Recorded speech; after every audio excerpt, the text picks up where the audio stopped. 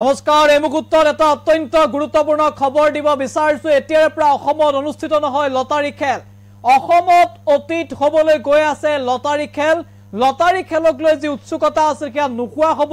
lottery খেলত কোনোবাই গাড়ী পাব কোনোবাই বাইক পাব যি সপোন বা যি চৰ্চা সেয়া একেবাৰে নোখোৱা হ'ব কাৰণ অসমত লটাৰী খেল এক প্ৰকাৰৰ নিষিদ্ধ কৰা হৈছে আদালতৰ ফালৰ পৰা অসমত লটাৰী খেল বন্ধ কৰা হৈছে লটাৰী খেলৰ অনুমতি বাতিল কৰিবলৈ নিৰ্দেশ দিয়া হৈছে অৰ্থাৎ এতিয়াৰ পৰা অসমত আৰু লটাৰী খেল নহব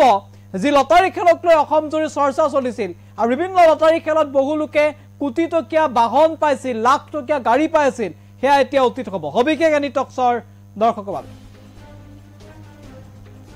এতিয়াৰ পৰা অসমত অনুষ্ঠিত নহয় লটাৰী খেল আমি গুৰুত্বপূৰ্ণ খবৰ জনাইছো এই মুহূৰ্তত ৰাজ্যত যিকোনো ধৰণৰ লটাৰী খেল নিষিদ্ধ কৰিছে গুৱাহাটী উচ্চ ন্যায়ালয়ে এসপ্তাহৰ ভিতৰত সকলো লটাৰী কমিটিৰ বিৰুদ্ধে ব্যৱস্থা লোৱাৰ নিৰ্দেশ আহিছে আদালতৰ ফালৰ পৰা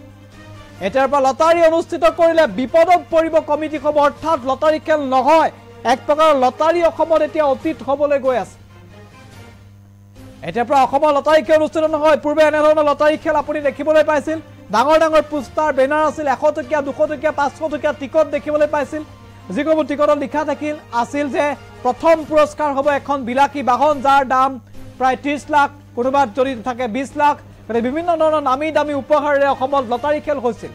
বিভিন্ন সময়ত লটাৰী খেলক লৈ চৰ্চা চলিছিল অভিযোগ উঠিছিল লটাৰী খেলক লৈ গোচৰ হৈছিল চৰ্চা চলিছিল আৰু সকলো এতিয়া উৰ পৰিল আৰু গুৱাহাটী উচ্চ ন্যায়ালয়ৰ ফালৰ পৰা নিষিদ্ধ কৰাৰ নিৰ্দেশ দিয়া হৈছে অনুমতি বাতিল কৰিবলৈ নিৰ্দেশ দিছে অৰ্থাৎ অসমত লটাৰী খেল নিষিদ্ধ হ'ব আপুনি আৰু লটাৰী খেলৰ টিকট হয়তো অসমত কেতিয়াও ক্ৰয় কৰিবলৈ নাপাব বা লটাৰী খেল আপুনি দেখিবলৈ নাপাব